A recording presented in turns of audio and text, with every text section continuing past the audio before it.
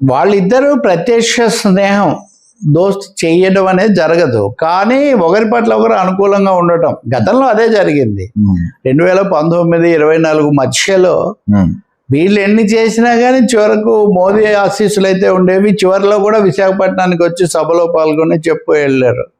ఇంకోటి ఆంధ్రప్రదేశ్కు సంబంధించినంత వరకు బీజేపీ పవన్తో కలుస్తుంది, బీజేపీ జగన్తో కలుస్తుందా లేదా అనే కంటే జగన్ బీజేపీని అకామిడేట్ చేస్తాడా లేదా అనేది ఒక ప్రశ్న ప్రధానమైనది అవుతుంది. ఎందుకంటే మీరు అన్న హోదా లేకపోయినా 40% ఓట్లు, హంగామా కేసులు, జగన్ ప్రతిపక్షంగా ఉంటాడు కాబట్టి ఈ పరిస్థితుల్లో ఇటీవల కాలంలో కేంద్రం వైసీపీ పట్ల మరీ ముఖ్యంగా జగన్ పట్ల కొంచెం మెతక వైఖరి, సానుకూల వైఖరి అనుసరిస్తూ ఉంది.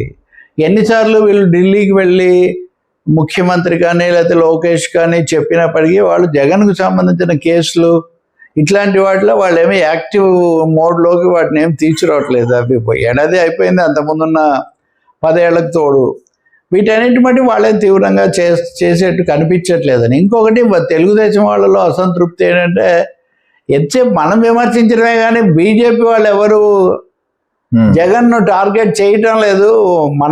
మనం కొట్లాడుకుంటున్నా కానీ వాళ్ళు ఏదో తటస్థంగా అట్లా ఉంటున్నారు ఎందుకు అని.